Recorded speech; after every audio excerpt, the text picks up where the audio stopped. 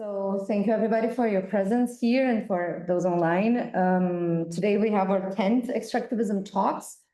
Topic is from climate policy to geopolitical strategy with a focus on Latin America in the middle of extractivism, supply chains, and global power shifts. So our platform, Extractivism Talks, we aim to engage in timely discussions on current affairs, trying to explore connections between global and even development, extractivism, and geopolitics, always with a focus on the global south and current events of what is going on right now. We have today 3 fantastic guests that are also our Extractivism Fellows of 2025.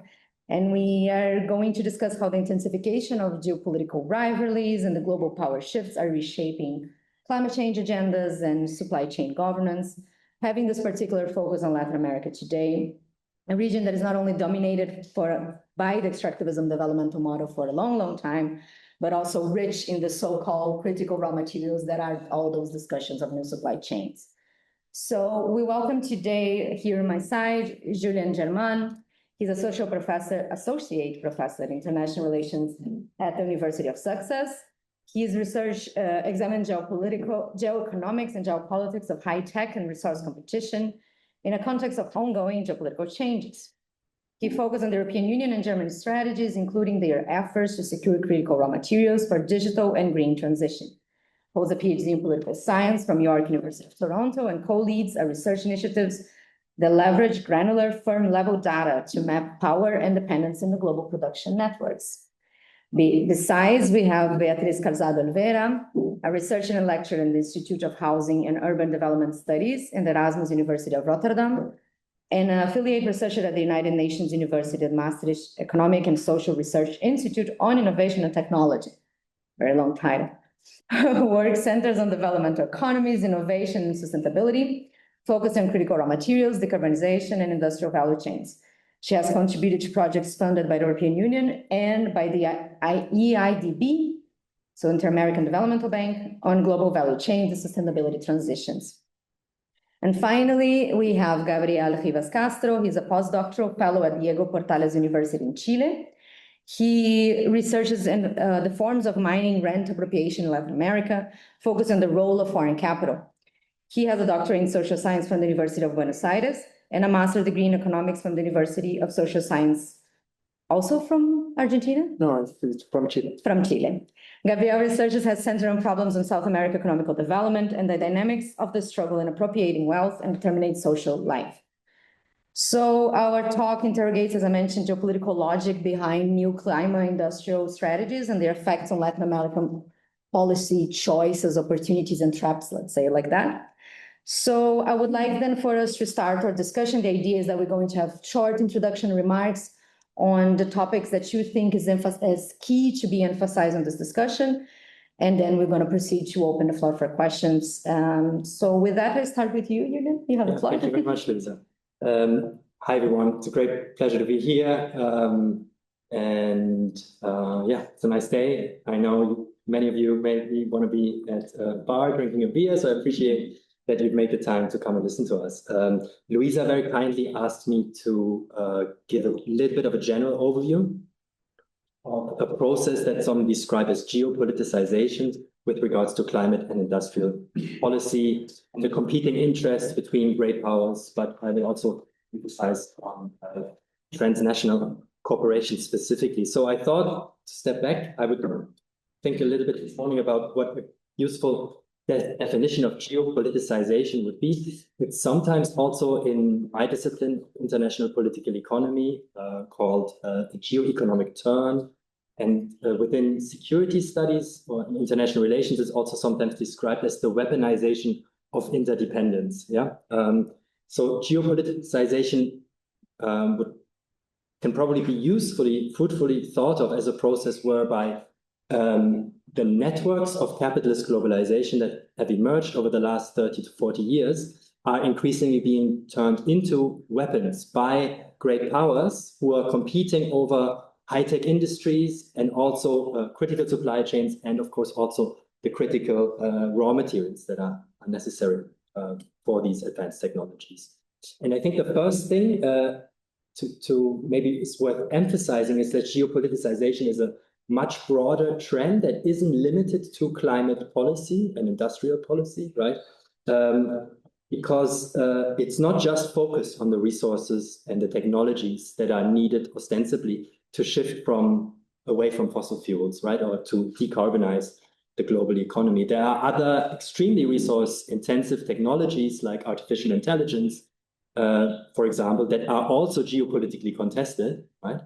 And many of the same resources that are nominally needed for the green transition also happen to be used, for example, for the ramp up of military arsenals, of military spending, right, of weapons. And sometimes we did a case study of one critical raw material called niobium, and we traced the supply chains from this one Brazilian firm that supplies 80% of the world's demand for this particular resource. The European Union says that this particular resource is extremely important because it'll help us replace lithium in batteries. But what it doesn't really say is that it also has major military applications, and also it's primarily used to make steel more bendy. So that can be useful in wind turbines, but primarily it's used for oil and gas pipelines and drilling. So sometimes these critical raw materials, supposedly green, have also gray purposes. So geopoliticization is a much broader trend. And by saying that there are other technologies and other resources, and some resources that are used for multiple purposes, I'm also saying that there is a geopolitical dynamic that's pushing resource extraction globally into overdrive right now, that's going to continue no matter whether a genuine climate policy is continued to be pursued, yeah, or whether it's abandoned, as certainly seems to be the case in the US, and probably also in the case within the European Union under the new Commission, right? So it's in a way independent of whether, as societies, we set ourselves the goals of shifting away from fossil fuels towards renewable energies. This massive demand for ever larger quantities of resources. And interestingly, it's also not necessarily only because of a capitalist logic of endless accumulation on a finite planet that's creating all these problems. Right? There's a massive geopolitical contestation that is increasing, basically, extra demand, no, for those resources and over those resources. So one other way to think about geopoliticization then is that it's really markedly different from the period of globalization that we've known for the last 30, 40 years. In a way, you could say that geopoliticization denotes a structural break, and you could provocatively even go so far as to say that globalization is over. However, you'd have to say it's over as a project and not as a process. Yeah, so it's over as a neoliberal project by the West under the supremacy of the United States, targeted towards global liberalization of trade and services and capital flows, but also targeted toward integrating China into this dynamic. Right? That was a project, no? Could argue, many people have argued, pursued since the 1990s, and that has hit really hard limits in terms of social dislocation and social contradictions that are erupting. If you think about the United States, with Trump, for example, right? But also it's one that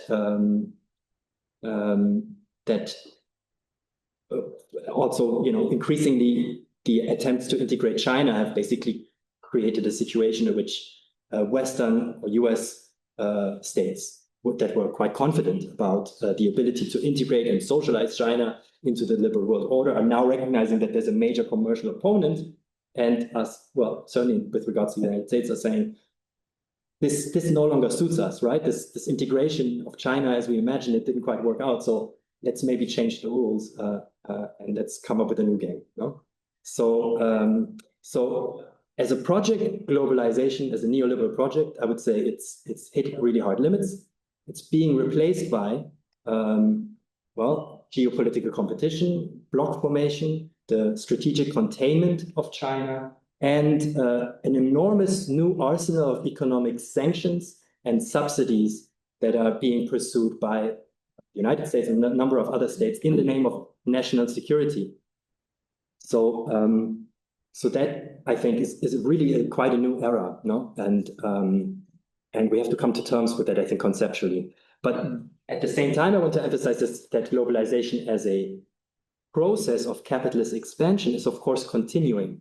Yeah, that hasn't stopped. And it doesn't seem like anytime soon we will be, in a way, reverting to a world of national capitalisms, if that world ever existed, or that we'll be seeing a massive, broad-based strategic decoupling, right? I think what we're seeing is a very complex reorganizations of the global networks of globalization, yeah, rather than some kind of unwinding or dismantling, yeah.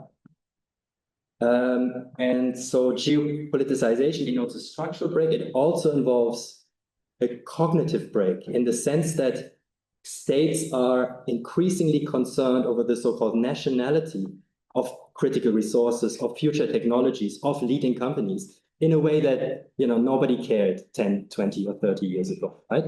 And not only are they increasingly interested in, okay, which nationality does the firm that produces the machine that makes the world's most advanced semiconductors, what is the nationality of this firm, right? They are also investing in building up capacities and knowledge resources in order to make visible these networks of globalization that for a very long time were ignored, willfully ignored. Yeah, it was too complex. It was the prerogative of private business to organize supply chains in the way that is most economically efficient. The government had no business into looking more closely what is going on. But now, in the name of national security, increasingly governments are investing in these kind of capabilities. Yeah, for perhaps one might say all the wrong reasons. Nevertheless, that knowledge is emerging. And so there's a cognitive break from the neoliberal era of willing blindness towards these processes that were too complex. You can't unscramble the omelette, you know, once you break the eggs to make this thing called globalization, you can't put it back together. But increasingly, again, state for security purposes are investing in the resources to make these supply chains more transparent.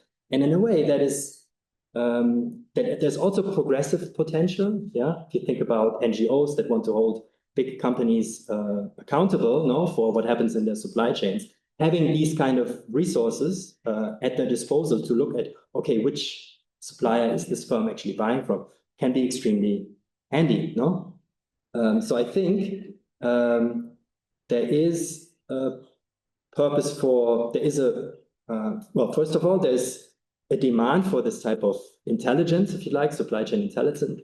So there are a lot of private firms that are popping up, or a lot of old data platforms that are acquiring that kind of intelligence to make supply chains more visible, and they sell it to governments or to large corporations that are recently becoming interested in where potential supply chain bottlenecks lie and so on and so forth. But for critical researchers, this can also be really interesting, right? So just to highlight that there's a number of new data sources that allow us to ask really interesting questions.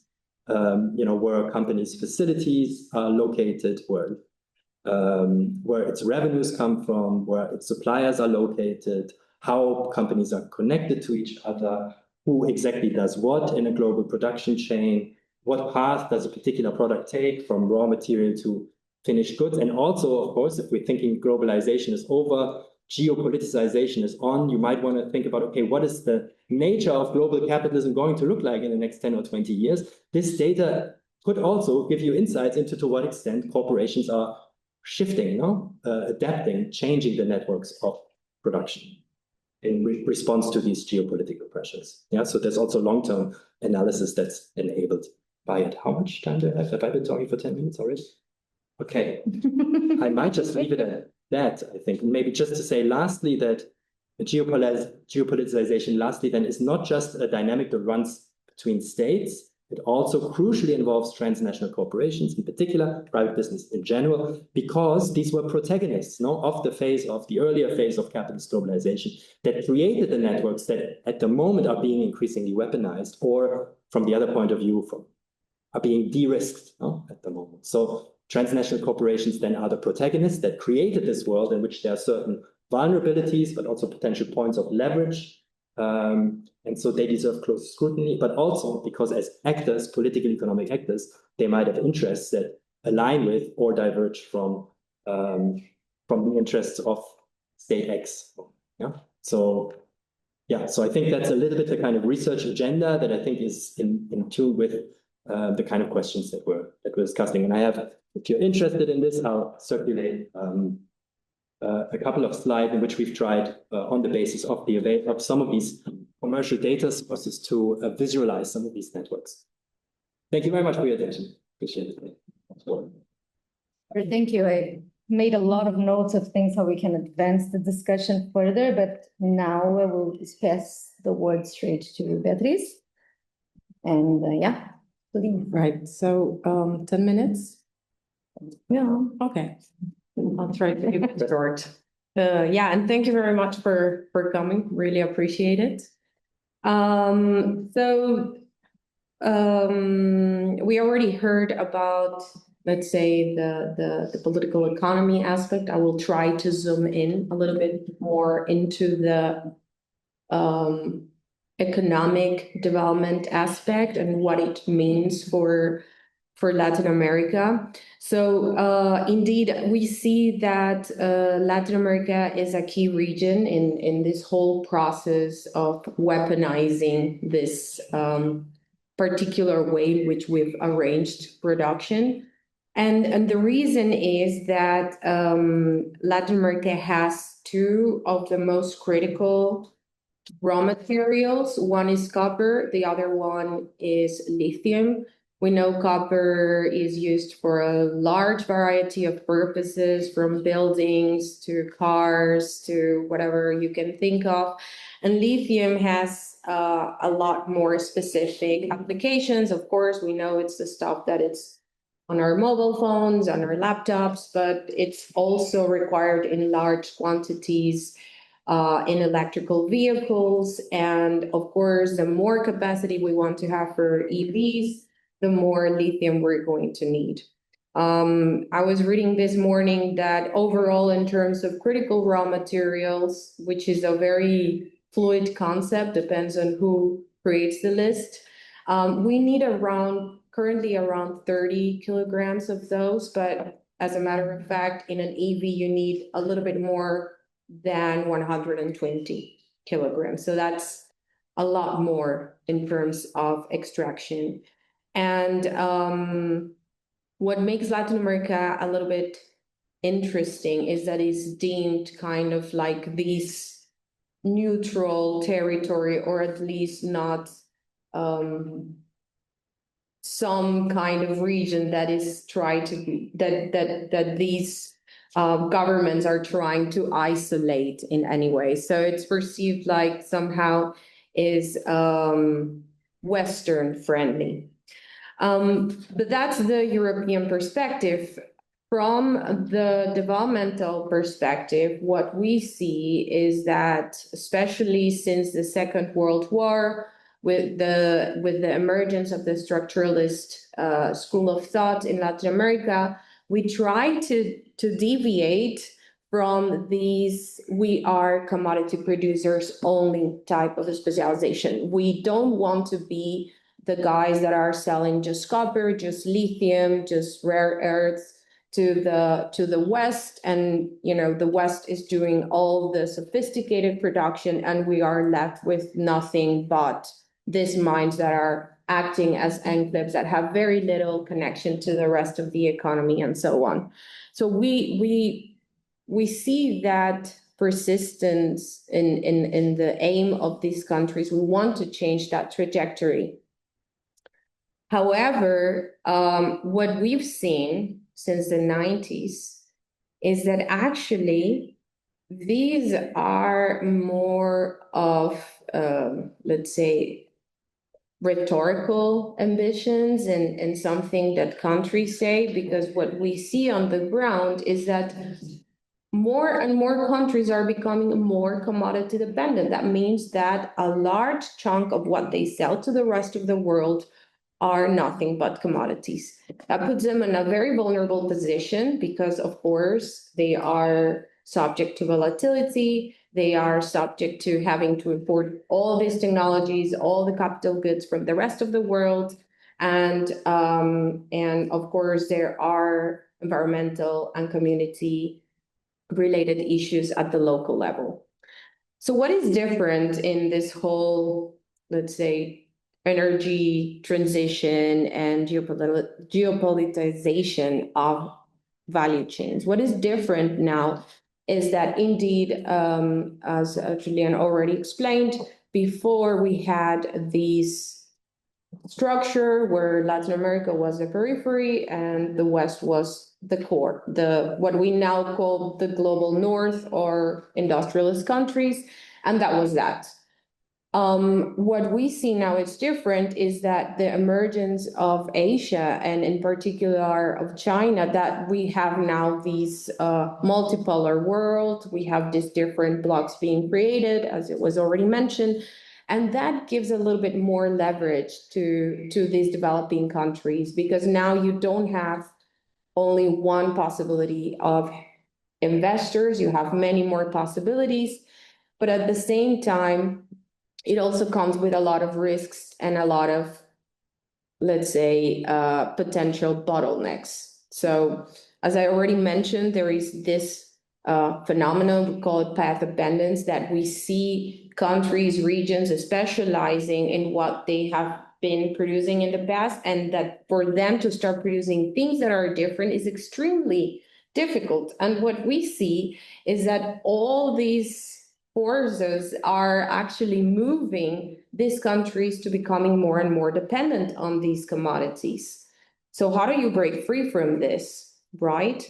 At the end of the day, mining is an extremely capital intensive activity. So we need a lot of capital. We also need technology, because one of the things that we assume about technologies in the case of mining is that you can simply import the technology, let's say mining technology from Australia, and use it in Bolivia or use it in Peru. But the fact is that even switching one technology from one country or just 20 or 100 kilometers away might require the development and adaptation of these technologies. So it's very technologically intensive. It's very capital intensive. And of course, we don't want to be driving around EVs that have been extracted or built on the basis of destroying ecosystems, right? So you have to have some coherence there. So there's also this pressure of extracting some of these resources and doing that in a sustainable way. So it's a lot of things that these countries have to deal with. And of course, they have internal pressures, right? At the end of the day, local governments, domestic governments, they have to respond to whatever they are choosing to do for their, let's say, economic development to their constituents, not necessarily to some external power. And of course, a lot of this is not so much my field, but of course, the what we call the social license to operate is extremely important. They cannot operate in places where there is total rejection to mining activity. And we see that in Latin America, there are many projects that have been canceled because people don't want a mine there. So these are real concerns, let's say, for governments and for the industry. So the question is, how can these countries leverage their position? Some people have tried to draw some parallelisms to what was happening before with oil and try to see how this is different. One of the things that makes it different is that lithium and copper and many other critical raw materials are a lot more concentrated than oil ever was. So that gives these countries even more leverage. And I want to make a little bit of a distinction here. Of course, you can hear someone saying, oh, but there's this country that has lithium, and there's this country that has this very specific rare earth. Most of these things that we're talking about, most of these inputs, they're not necessarily rare in the sense that, oh, there are only very few places in the world where you can find it. No, they are relatively common. What makes them so complicated is that you need to make sure that they can be extracted in a commercially viable way. Okay, that we have the technologies to extract them. So it's not just like, oh, there's lithium somewhere and that's it. Like suddenly I'm going to be able to go and extract it. No, you have to have the means to do that. And often that requires a strong institutions. You have to have technologies and, as I've said, a lot of capital. So because we have this high level of concentration, Latin American countries they have more material leverage than in the past. And this coincides with this end of the Washington Consensus, as it's already been said, like this idea of neoliberalism as a project. But how are countries going to leverage this? How are they going to develop the institutional skills, the technological skills to negotiate with investors and get the most out of these deals? So these are the big questions, and we also have to remember that Latin America is not a homogeneous region, right? We have places like Bolivia that have a less developed infrastructure. We also have countries like Chile that are often said to be already developed countries, and we have anything in between. And so we have to remember that these are very nuanced questions, not only in terms of the context in which these projects are happening, but also in terms of the particular value chains that we're talking about. So I'm going to leave it at this. Great. Yeah. Thank you very much. And last but not least, I think I'm going to pass you to Gabriel, and then we can open to some questions, right? Just 7 minutes, 10 minutes? 10 at the most? No, okay, no, not 7, it's fine. Let's go. Well, thank you all for being here. My English is not so good, so I write it down my dissertation. I hope this is, related with what are we talking about? Julian talks more general aspect. Beatriz talk maybe in a continental perspective, and I'm going to talk a more specific topic that is related to what's going on in Chile. But I think that will maybe help us to think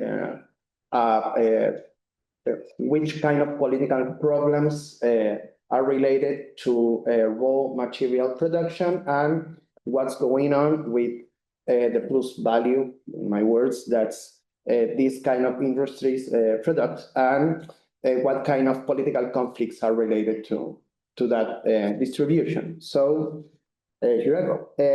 Since the 19th century, with the development of machinery and large-scale industry, copper, along with the metals like iron, has become one of the critical raw materials in the technical foundation of capitalist production.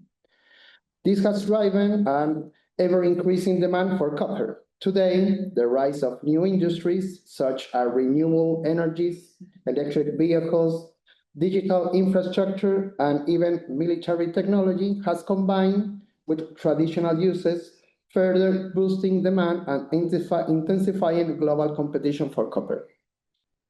This sustained increase in demand puts producing countries like Chile in a stronger economic and political position.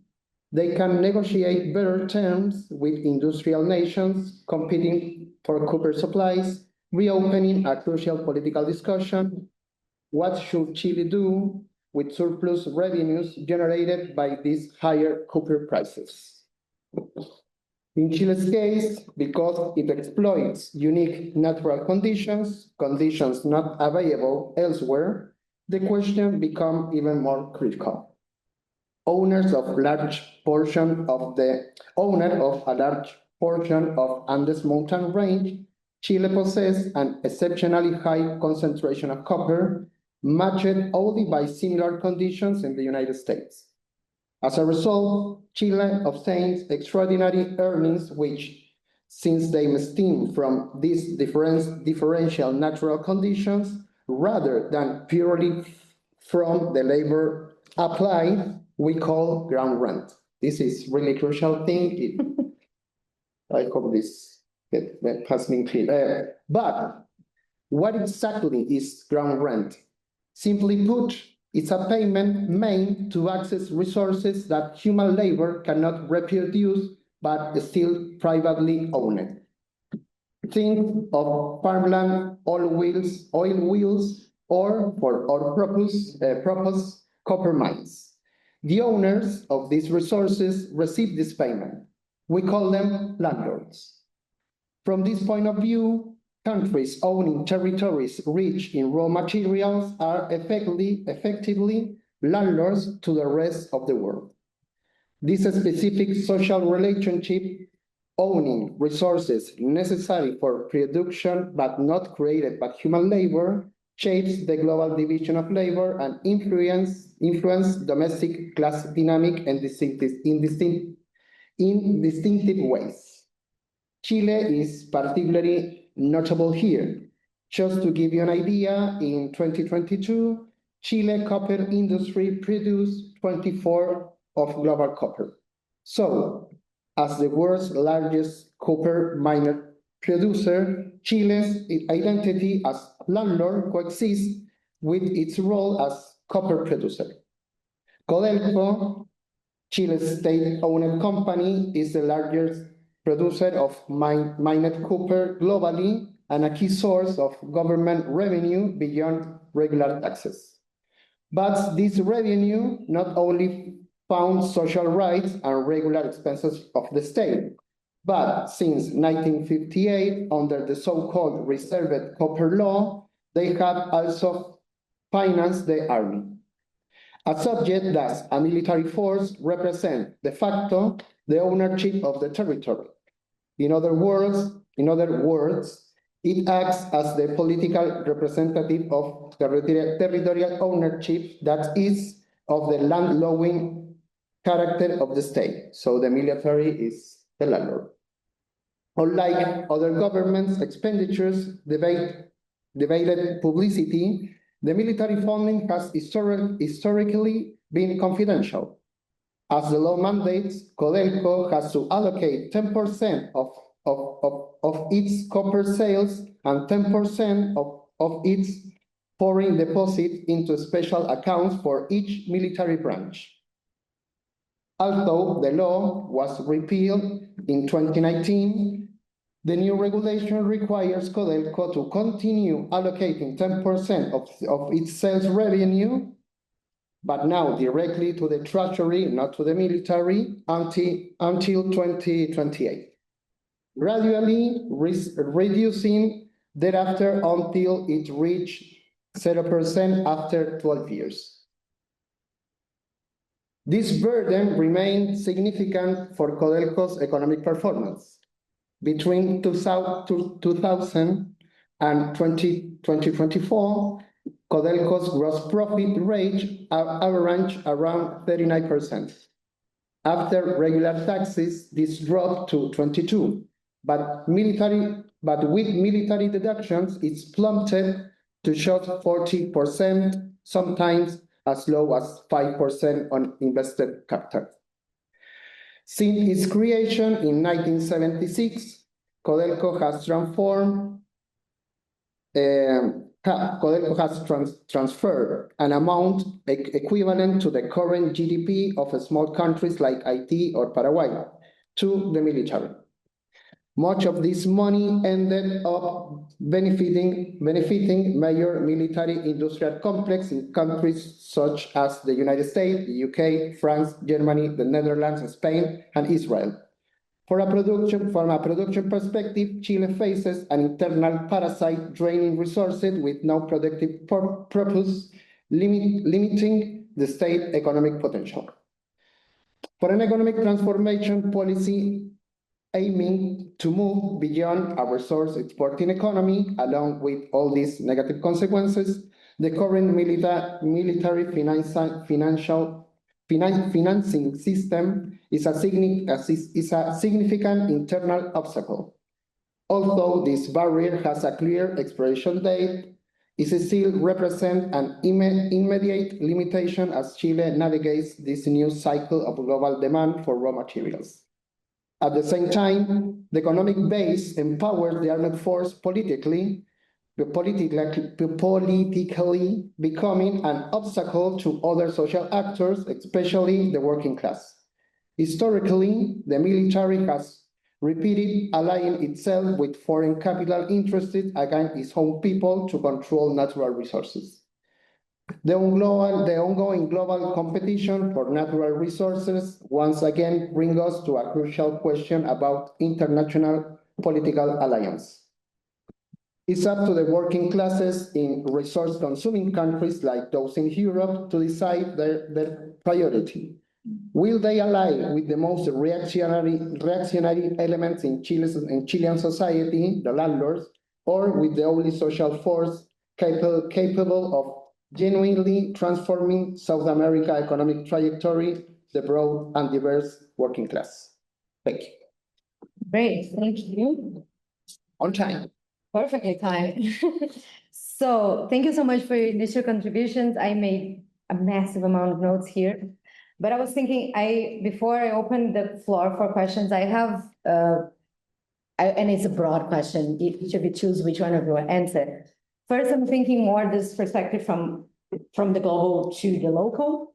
I think that some mentioned the elephant in the room, but not as explicit. So I'm gonna bring the elephant in the room, which is China. I think like every time we're talking about this globalization, we're talking a way or another in relation to the role of China, and China as an attractive partner in the global South, as sheer amount of production, making the products or the resources cheaper, more accessible. So therefore, they also have access, and especially some level to technological access to the bulk of the production of those supply chains that we're talking about. But we see when we look into Latin American actors also this discussion about how it is to negotiate with China differently than it is to negotiate with the European Union, for example, European actors, and also the input of the state level, or at least the state behind the Chinese companies that we never know really sure what is private, what is public. So there is this idea that this elephant is not only in the room, but is running ahead, and the other ones they're shaking themselves up to wake up and try to compete. And on Latin American case, we always talk about how European Union, the United States kind of negligent the region for a while, and China just entered this space. So my question is, when we talk about this geopolitization, when we talk about all this rearrangement, this weaponization of interdependence and so on and so forth, how can European Union or European countries or companies or sectors that choose how we want to choose can compete, and what can they actually offer that would make them get ahead of China, right? Especially on the region, but not necessarily only. Because I think that's the top. When we talk about geopolitization, we are on the back of their mind talking about how to compete with China in the supply chains, right? And that would be one of my first questions, like how we would introduce. I don't know if you want to start, or each of you. Do you want to start? I can say something generally about China, maybe in relation to Latin America, and try to skirt the question. I can try to address the question maybe indirectly about how companies can compete with China, because it's a question I'm not sure I have a very clear answer to, but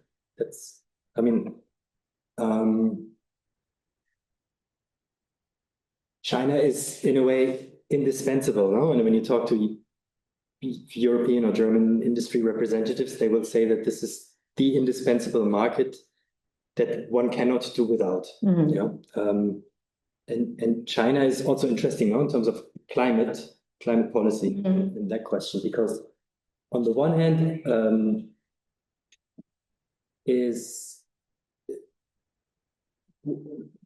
the manufacturing powerhouse, right? So 1/3 of all manufactured goods are made, territorially speaking, in China, both by local firms, but also by primarily Western transnational firms that decide they want to produce there, either for the local market or to then export whatever it is they're producing, right? So 1/3, one country accounting territories, speaking for 1/3 of all the goods that are manufactured in the world, is absolutely enormous, right? So it's therefore then no surprise that if you look at China, again, territorially speaking, it's also the largest emitter of carbon emissions, yeah? about a third of the world's carbon emissions are also territorially coming from China, right? So that creates a situation in which climate policy without China is impossible. No? On the other hand, China as a government pushing industry is also accounting for twice as much of wind and solar capacity as all other countries in the world combined in terms of the build out of this, right? It's also, through its firms primarily, the major source of outward foreign direct investment in so-called clean technologies.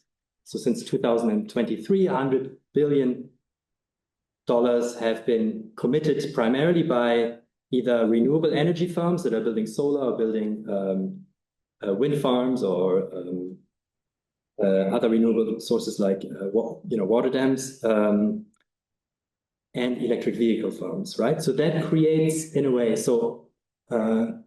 situation in which countries in Latin America, for example, might be very interested in tapping into these investments insofar as they are coming from private companies that then promise not just to extract resources, right, that are then used to make these solar panels, for example, but that they are going to locate manufacturing capacity in these countries. They're going to share the technology that they have. They're going to transfer to some extent the knowledge that they have, right? So that makes China, in a way, an extremely, as you say, extremely attractive partner.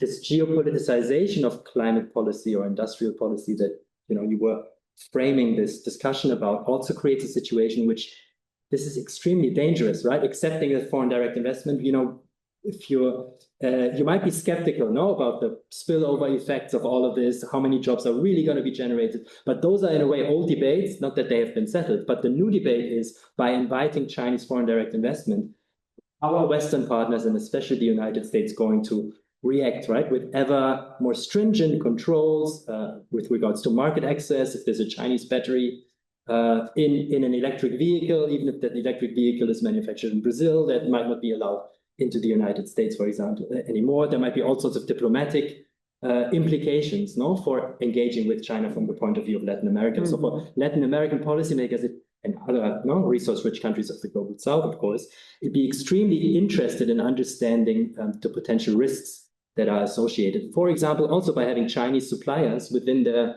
own domestic manufacturing, right? Mm-hmm. Might a particular Chinese supplier, because they deliver a component that goes into a product that is then sold abroad, might that make that supply chain toxic from the point of view of Western or US policymakers that are looking through this through national security eyes, supposedly, and are saying this product is no longer allowed to enter, for example. So extremely complicated questions, I think. And so how can European companies compete with China?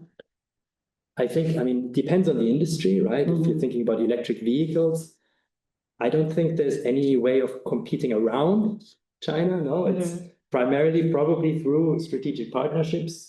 It used to be the case that if a German car company wanted to sell into China, they would have to create a joint venture, with a Chinese firm. They'd have to team up, they'd build the car together, and then they'd be allowed to sell it into the Chinese market. And this was a way for the Chinese government to make sure that some of that knowledge, that superior knowledge that the German auto firm might have, will trickle down and will arrive at the local manufacturer. Now the relationship is entirely reversed when it comes to electric vehicles, where it's German or European car companies that have to hope, or maybe even insist, that legally a Chinese company that wants to sell cars in the European market is required to share that transfer. And when the Chinese government came up with these ideas, this was considered to be a market distortion, and not in keeping with this kind of forced technology transfer. Was considered to be not in keeping with the global trade rules that the WTO had established, and so on and so forth. But now this is going to be seemingly the only way in which European firms can hope to get that kind of technology. So that's the general maybe situation. It's much more to be said. Mm-hmm. Yeah, thank you for the question. Do you want to chime in? Yeah, I think I'm going to have a little bit of a different perspective there, because I'm going to be a little bit blunt maybe here, just to be provocative. But when we talk about CRMs, at least in the Latin American context, Europe is pretty much irrelevant.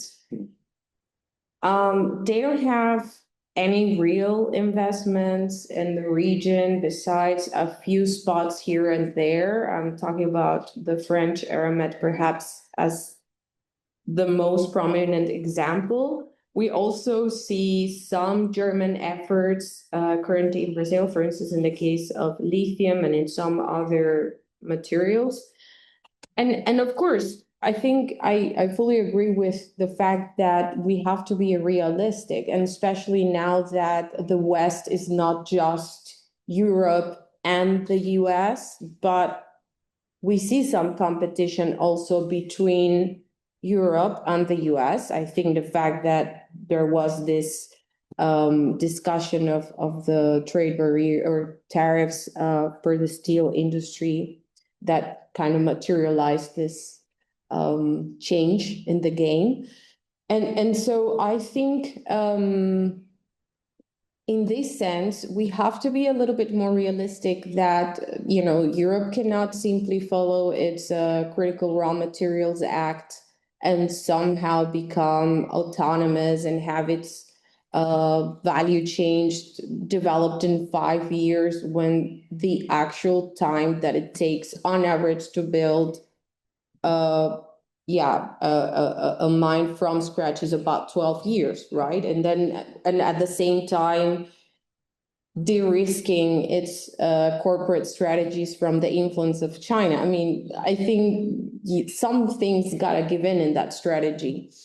So for me, the one thing that Europe needs to understand is that the ability of Chinese firms to vertically integrate its value chains comes from higher tolerance for risk, because they have a lot of their activities backed by the Chinese state, not all of them.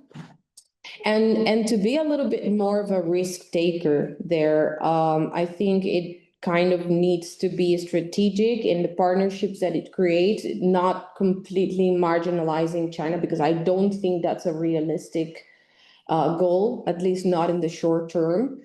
And it also needs to evaluate what is happening on the ground, because I was recently reading a policy article saying, its partner countries, in this case, a lot of African countries, a lot of Latin American countries, are kind of tired of this idea of European firms coming and say, or even politicians coming and saying, oh, we want you to comply with our ESG rules. We want you to make sure that you're environmentally friendly, and we want you to make sure that you are following, the guidelines that we need to show our consumers that we are really clean, right? And the burden then is placed only on the host country, but without really putting any effort into sharing those risks, sharing those investments, sharing the technical capacity to realize that. So I think a little bit of a more risk-taking attitude, while at the same time toning down the paternalistic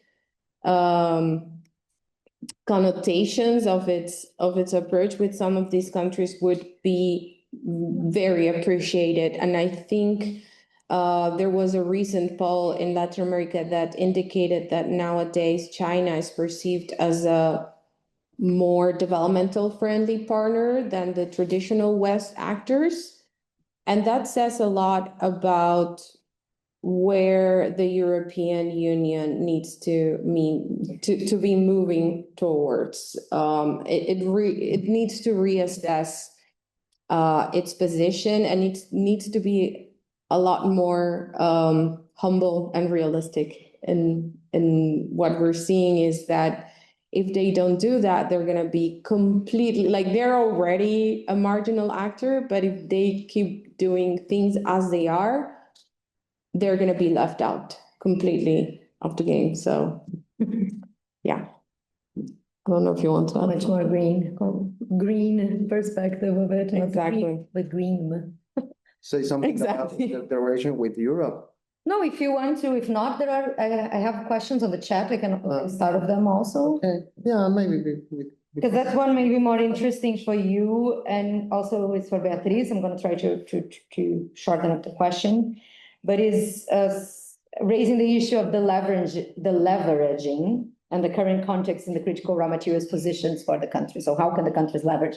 So basically, as my first question was from up down, let's see how down reflect to up, right? Like how does the supply countries can or cannot do leverage? The question starts like I just returned from fieldwork from Ecuador, speaking with governments and developmental banks offices from South American extractivist countries. And I have economically, I can see how they seem to be very interesting, how they can move up value chains to have more economically industrial and social just development, right? So disconnecting a little bit from extractivism. I often get the response when I made those questions that they don't think it's possible or should not even be tried. Long question. They argue for concentrating on their existing comparative advantage in low value commodity chains, right? So we are competitive on producing, on supplying, let's stay like that, because trying to chain up on the value is quite impossible. So what do you think it might be some ways forwards for South American countries to improve this integration into the global production networks in favor of overcoming uneven developmental patterns? And this connects to another question that was what kinds of technologies and investments are important for improving the process of extraction in Latin America, or maybe to bring some connection with local governments or some more benefits those, or try to reduce the enclave tendencies of extractivism, right? So when we talk about leverage towards what and how, right? Because on an understanding multipolarity, more alternative, more powers gives leverage. But geopolitics means controlling more technologies, doing more, controlling more patents, right? More nationalism, more subsides. So that's also that you have this. What is actually this leverage and how can that be played? I would say is try to combine these two questions with my own question. In the case of Latin America, in the case of Chile, also how you would see that. I don't know who wants to chime in. Yeah. Okay. I can try something. I don't have the answer really. I really don't know, but I think of this. From my perspective, South America is basically a poor continent, and we have a few problems. The first, I think, is this what I was talking about, is the role of the landlord in internal policy. So you have these two, you have more than two subjects. You don't just have the owners of the company, the capitalists and the working class. You have the figure of the landlord. So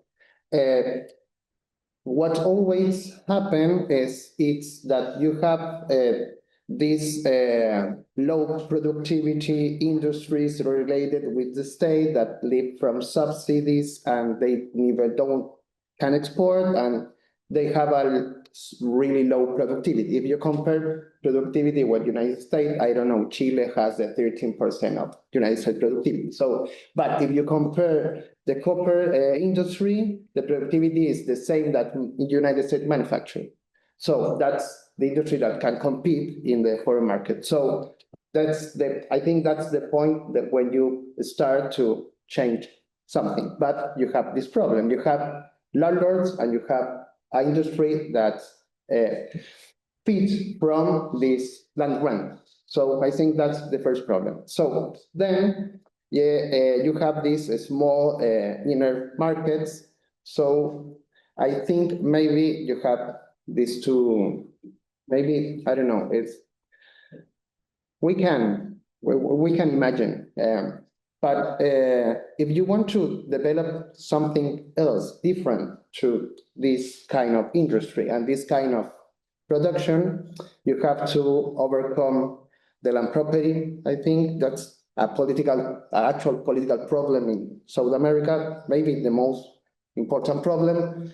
In the agrarian countries, it's really clear, but it's going on with minor countries too. So I think that's one thing. And then the best thing that you can do is because these industries they just don't appropriate plus value or value because the productivity, because they have some different natural conditions that makes you appropriate more value than what you really deserve. So that's the potential of this industry. So the thing is how you can develop a policy, and not just a national policy, but a regional policy that take that capacity and develop another kind of industry. For example, I don't know, Chile has the know-how, especially Codelco. Codelco is a big country, but a big enterprise. So Codelco has the know-how. Argentina doesn't have the know-how to exploit lithium. So if you have a partnership policy between Chile and Argentina, maybe you can develop an international company that's extract lithium and you can compete in the foreign market. So I think that the landlord, the size of inner markets push you to develop a more international policy. So the problem for me is which social subject has the perspective to develop a more international policy, more international than capitalists and the landlords. They always prefer a more nationalist policy, and the working class always go. Sometimes, if we don't go behind that, you know what happened, no? Coup d'etat and so on. So I think maybe that's the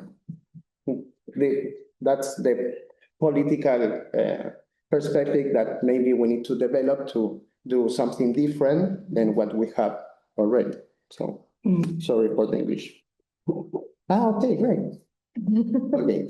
No, none of us are first language English, so you never should apologize for Okay. being a second language. I take that. Well, I completely agree with your point, which connects us. Maybe the leverage is also connected to new regional policies, right? Like Latin America re-seeing itself as a region, that maybe the leverage is there. But I don't know, Beatriz, the question was also directed to you because you brought the leverage word. Yeah, I think it's a complicated question, right? Because we have different strategies. I think translating what Gabriel said to, let's say, the economic and political economic lingo that I know is we talk about the rentier state, right? Like, because these industries become these very easy money for these states and can somehow misuse this revenues for things that are not necessarily productive. It's a big risk, but I mean, at the end of the day,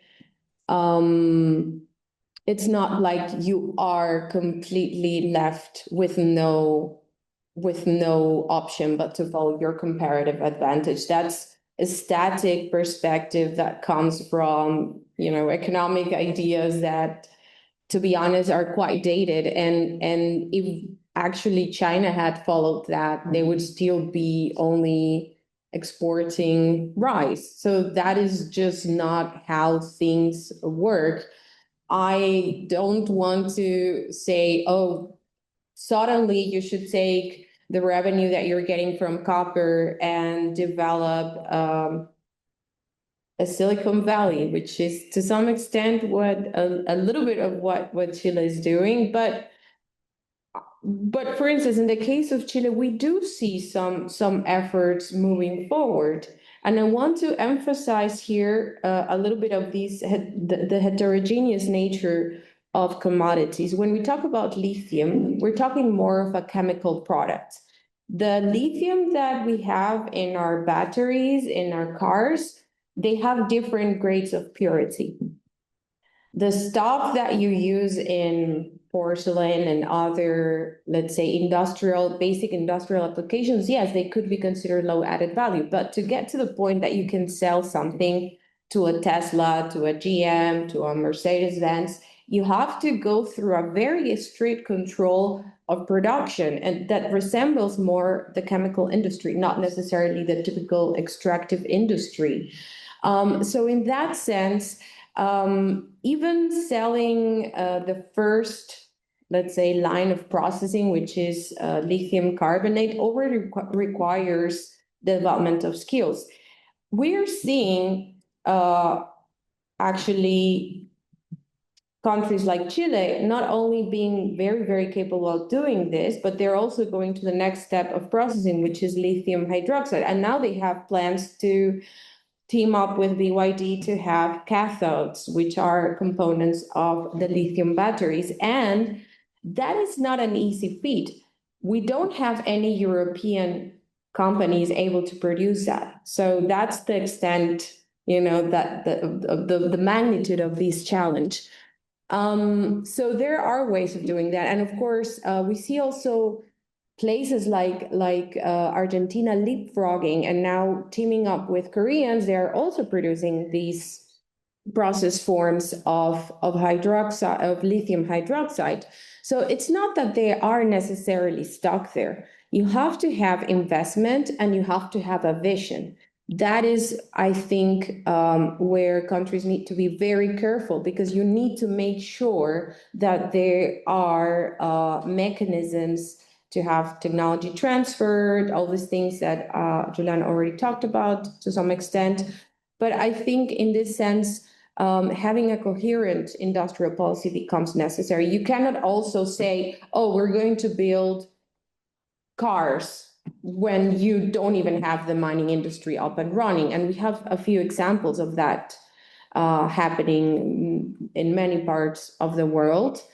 You have to take little steps. And here maybe is where some ideas like economic complexity ideas say, oh, you have to move slowly towards your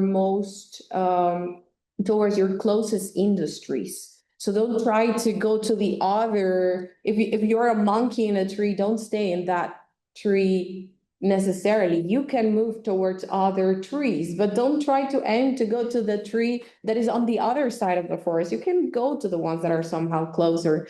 So it's a little bit of that mix, and a little bit of also believing that you can you can develop other industries. And it's a much more complex question there. Investments are necessary, but a vision, a state that has a vision is also necessary. Yeah, great point. Do you want to chime in, or should we open questions for the audience? Yeah. Anybody has a question would like to make? No? You? Okay, then I'll give to Hannes and then Manu. So Manu, begin. Yes, please. I think I wanted to ask about the relation of the economy and the state, because I feel especially in the global community behind this, like two of the main concepts. And somewhere you mentioned this, especially Gabriel, I think we were talking a lot about this conflict within the state around the distribution, but I was also wondering about who is the actor in the leverage thing that you were discussing, because it was not so clear to me. Is it the governments that have industrial plans? Is it also the companies who they need to be a national? Is it necessary that the capital is in national hands, or is it also fine to team up with BID, or where are the pitfalls they're making as well? So maybe to clarify this relation state economy is a good point. Thank you very much for the talk. It was very interesting. Who wants to start the question? Then the Hannes question. Question. We can gather. Should we connect three then, like the three that are in the audience, then Greg? I'm currently trying to get a little more into China's development politics, and I was just wondering, from what I've found out, the countries that China is very active in have reduced diversification in exports and decrease in working conditions. A lot of protests from the working class because the working conditions are getting worse. Because I was wondering if that could diminish China's influence over time, or if that doesn't have any effect. Great, and then Hannes. That's a double question. First of all, I got the impression, Julian, or from the first round of interventions, you did globalization is over. Well, I accept that, but perhaps it's what the liberal paradigm is over, right? But that comes with a tricky thing. If we accept that, any kind of climate policy is based on some sort of global governance. How do you imagine any form of cooperation in the world if there's no cooperation? Yeah, so there's a tension. And especially when it comes to the second part of the question to developing policies, industrial upscaling, who is the actor? Yeah? If the landlords are too, in Smith's perspective, too lazy to invest. So the question is that all new wine in old bottles? So we know that, yeah, we know that from history reading, and we know that how investing rents into overcoming rents function, right? So the problem we have is there's only few cases, and those cases are very specific. But can we extract from those historical cases, in the course of the new technology wave we are experiencing today, some sort of lessons learned where we can say, okay, we can even leapfrog, and nothing is necessarily path dependent. Or Gabriel, we know under which conditions progressive actors do something progressive or become progressive, yeah? But what are the conditions? I don't know. And what would your take on how to become a progressive agent in the course of the new technology wave? Great. I think the three questions actually more or less interconnect with each other, right? Like this idea of like how to do it, how to do that in a context that is changing, or the liberal changing is it's not necessarily changing, but dying or altering itself from within. And who are the actors that can actually do that? So I think maybe we should do the round again because the question is for the three of you. Julian, would you like to start? Yeah, it's a real head scratcher, honestly. For that question. Yes, I think I would emphasize now and repeat again that when I say globalization is over, I mean specific neoliberal project of capitalist expansion and removing all barriers. Liberalization. So by saying that, do I then, and then of course the question is, yes, if that's over, then what are we moving towards? And there is the more transactional, kind of order that Trump seems to be inaugurating, that where everything's a deal, and there's a massive pressure, and no shared values are there. But there's also a possibility, for example, of the European Union, of Germany, who are being squeezed, in this US-China rivalry. And I asked this question similarly yesterday. You would expect that they would then be compelled to offer a better deal to resource-rich countries in the global south for access to the raw materials that they think they urgently need. So it doesn't necessarily mean that now that we've moved into more power-based transactional form of post-global governance, that's one possible future, but it doesn't mean that it's the only thing. The logical opposite of a neoliberal project of globalization hitting really hard limits.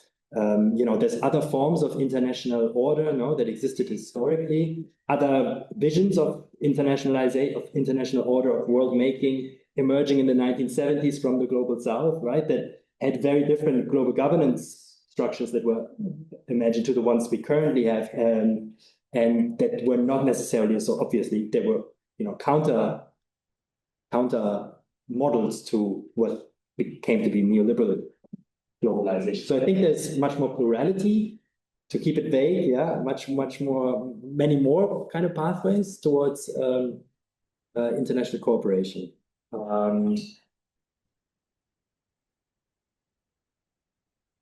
With regards to, can I leave it at that maybe? And just, I can come around again, but I feel like I've been talking too much and want to make sure there's a bit of a balance. But Greg and Manu, I'll come to your questions, I think, maybe in the next round. Yeah.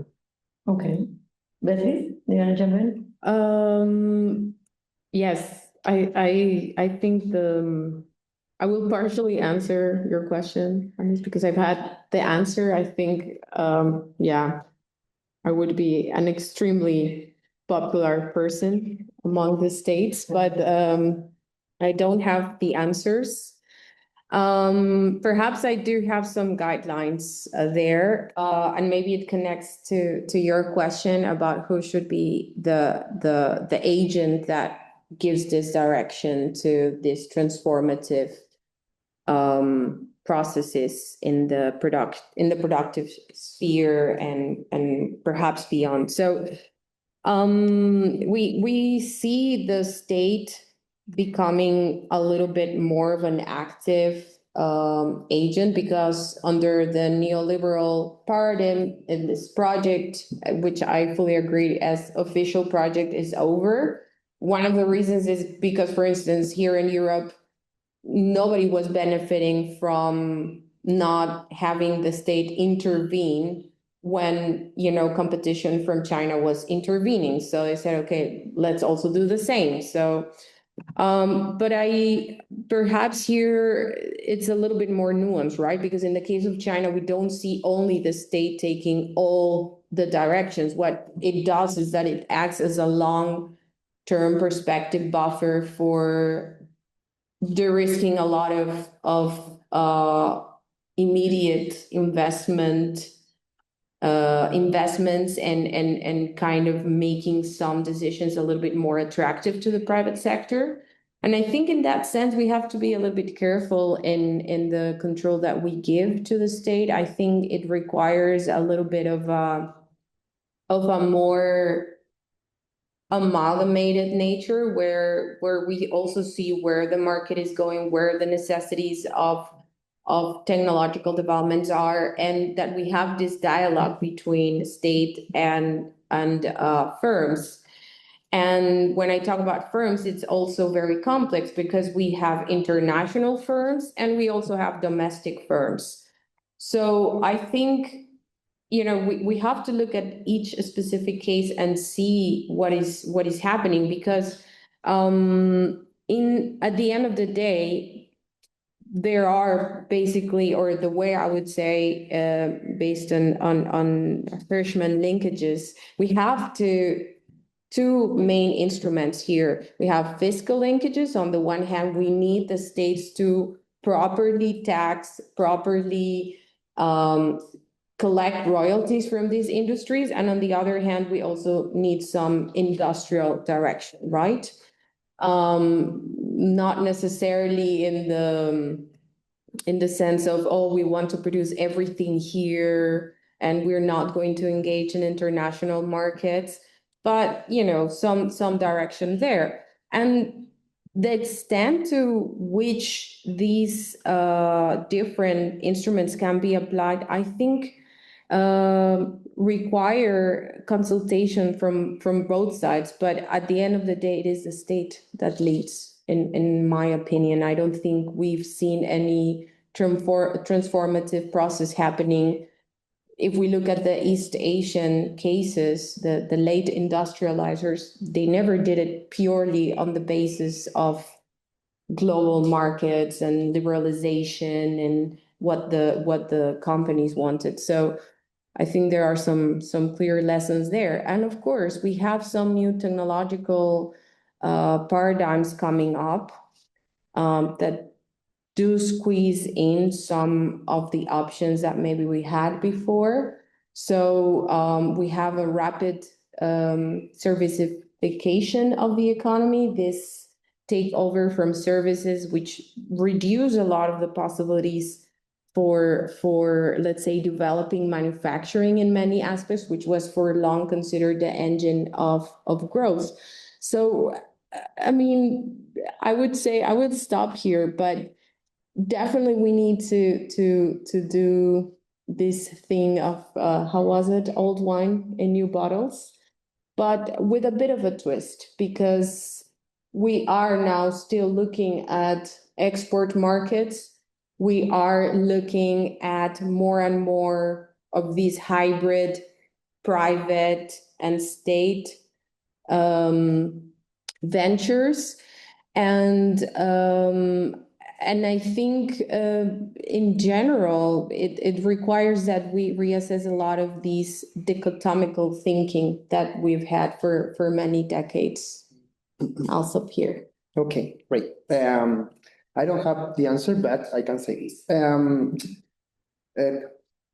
We already have this discussion in a moment, but capitalism just don't develop technology. Capitalism, I think the historical thing that this mode of production has it's developed a new kind of producer. No, you have a collective producer. It's the first time in history you have that.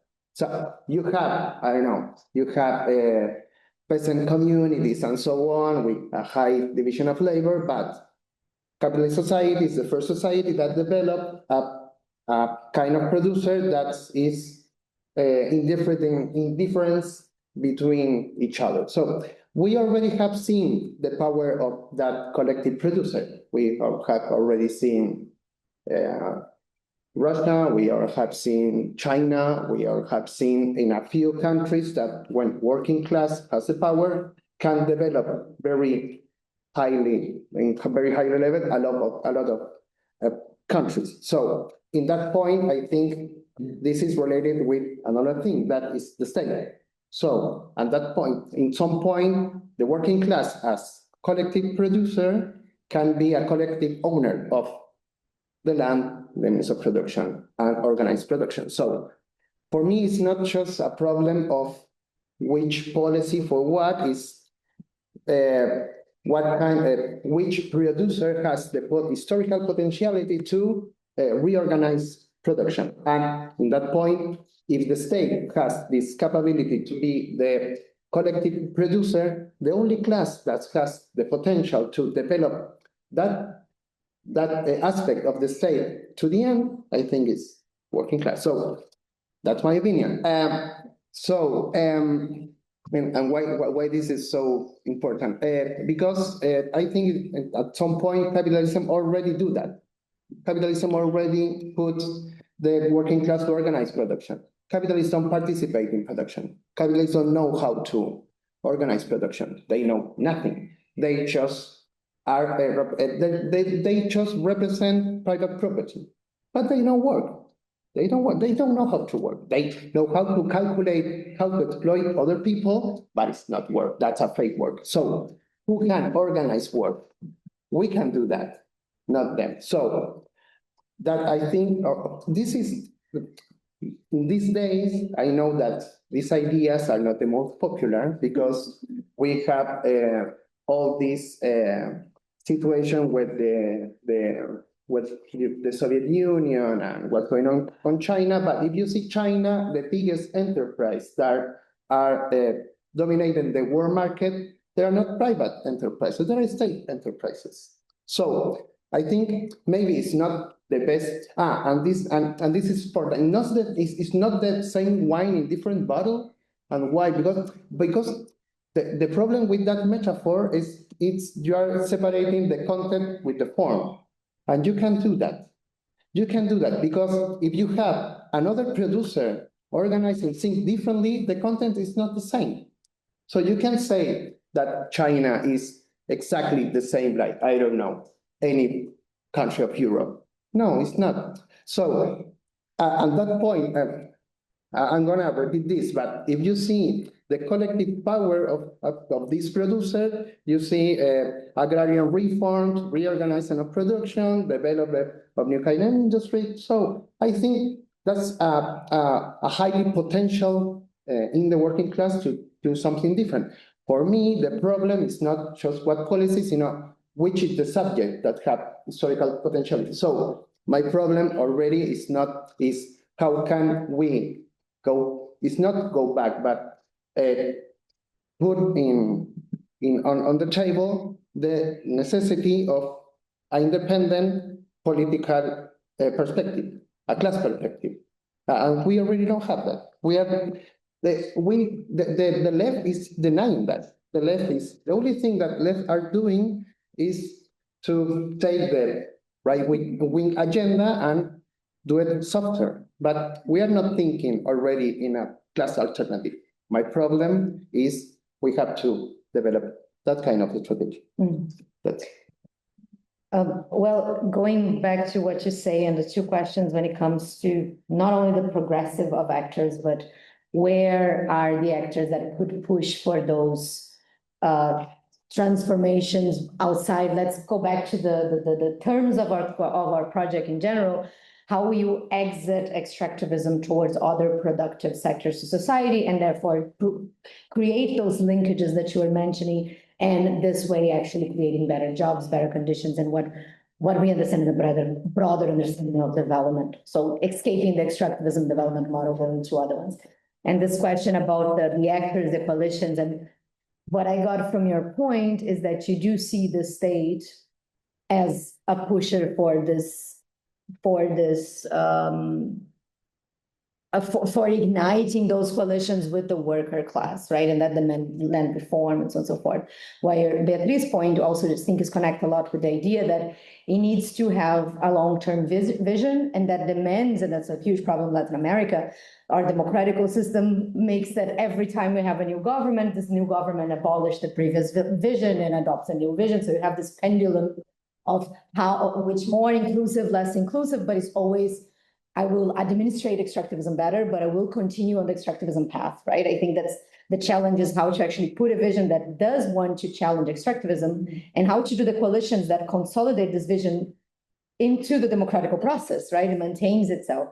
So I also don't have this question, the answer at all for this question, but I think returning to this, I think the question that is open, and returning to you, to especially Manuel's point, like who would be the actors that could actually push for that domestically, right? How would, if the state is the catalyzer, and if we are going to a more state, like, right, like I put on your notes, but now I don't remember when I noted, but this idea of the state as being much more organizer of capitalism.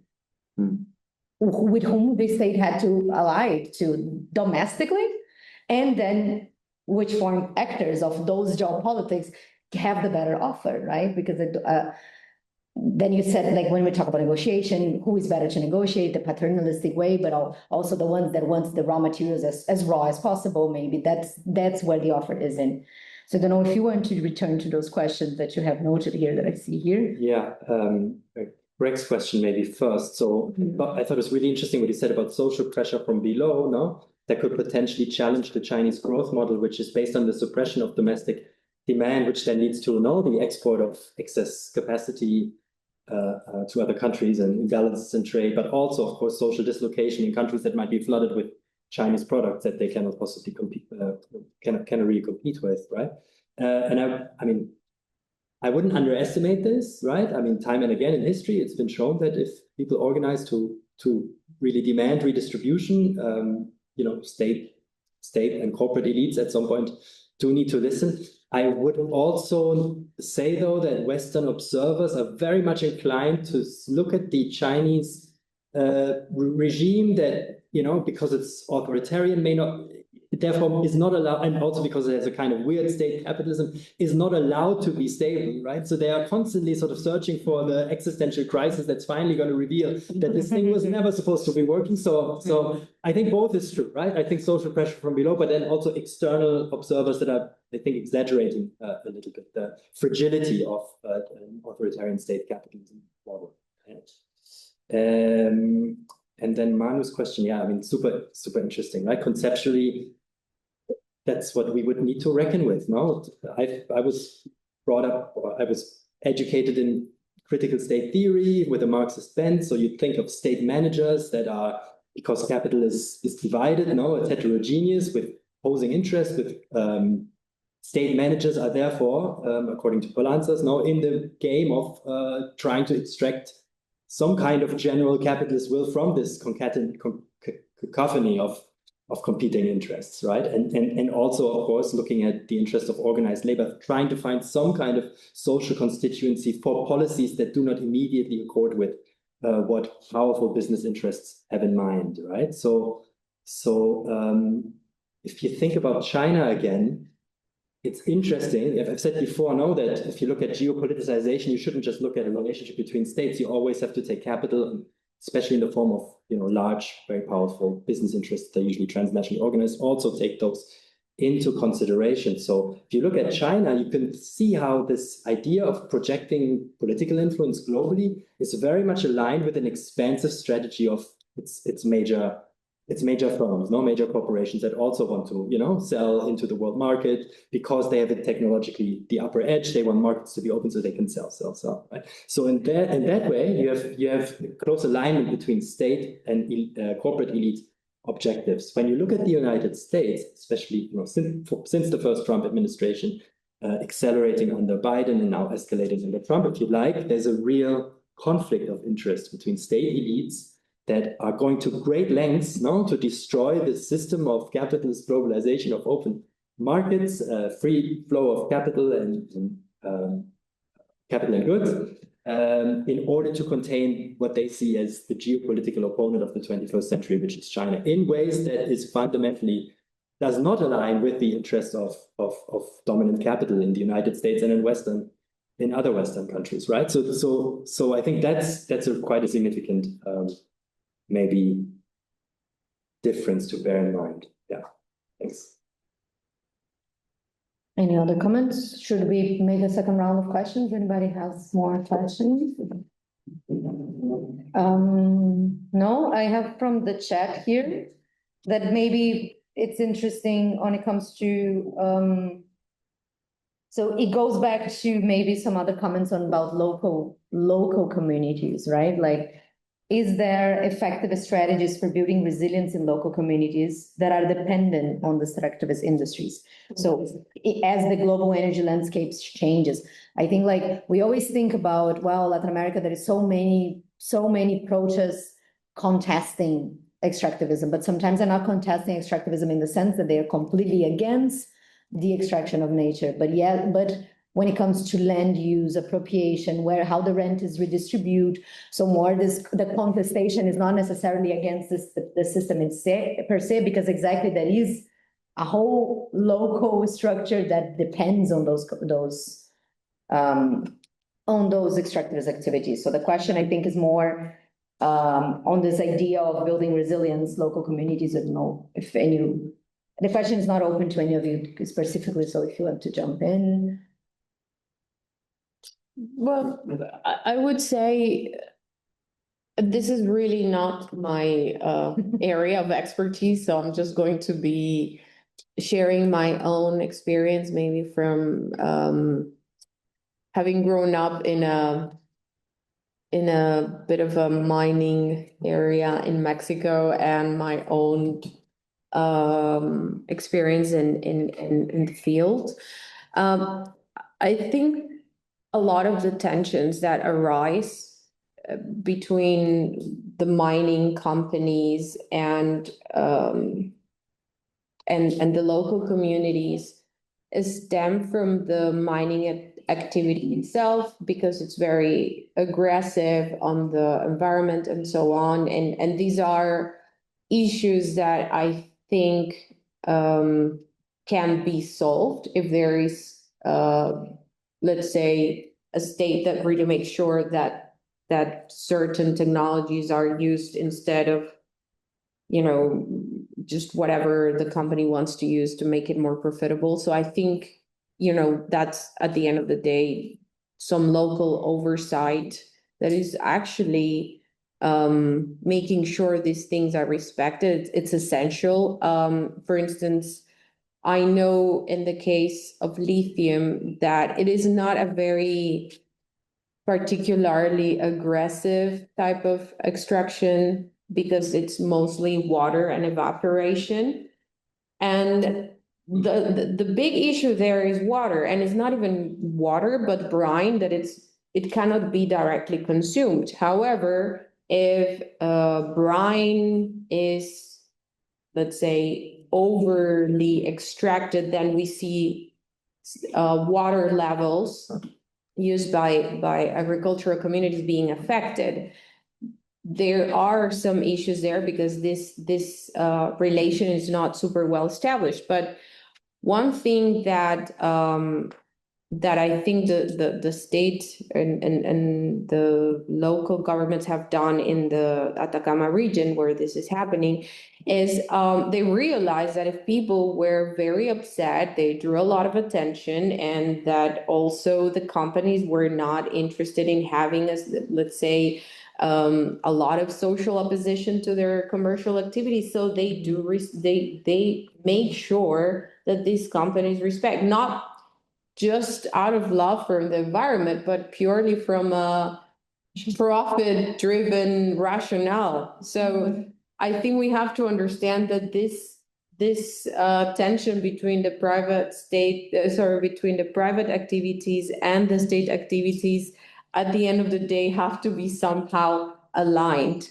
The other thing that I've realized is that in many cases, we have different degrees of centralization across different states. And sometimes what we see is that all the benefits go and benefit the federal government, but not necessarily the local and regional governments. And that also creates a lot of tension. So, I mean, in how we design these redistribution policies, lies a bit of the answer there, because if we expect that local communities suffer all the burden and somehow the money is just going to the richest parts of the country, then of course people are not going to be very happy. So having a little bit more of a coherent policy there is important. And the other thing is that sometimes domestic governments, local governments don't want to put in the money. So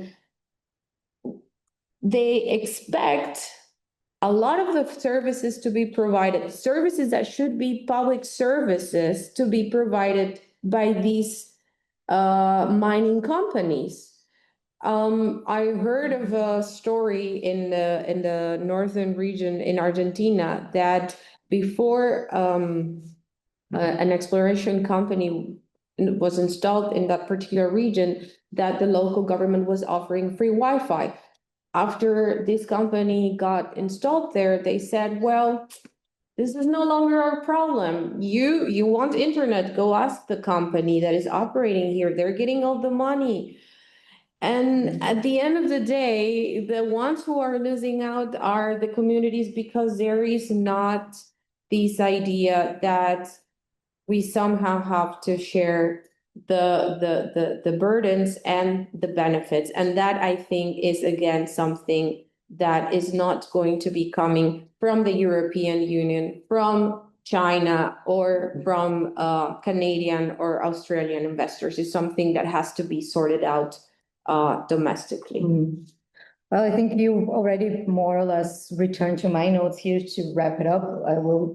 What I think is very interesting, the idea of having this discussion today on the framework of extractivism, is this feeling that is kind of every time more clear that climate politics, as we understood before, on a more multilateral, globalistic understanding of it, that environmental mitigation, collective governance, multilateral governance towards a goal of environmental protection or climate mitigation, let's say like that, it's losing more and more space for a geopolitical understanding of security, right? Like security, let's say, of markets, but also security on the per se state point. As you mentioned, all those resources are not necessarily only for EV cars, but also for all security military strategies of the big countries or the big players of this geopolitization. If we are leaving the liberal order from this ending of the globalization, as you said, as a project, right? And entering in, I like the term you said, a transactional order. If we're entering more and more in a transactional order, even though we go into that lead to more maybe block making, maybe regionalization, and what is the region? Regional don't need to be geographical, but much more alignment to different poles of whatever is going to be the poles in the future. But that not necessarily means just completely grime understanding this. There are some opportunities or some windows maybe be opening for the Global South. The question is how that can be captured, and I think the question is still very, very open, right?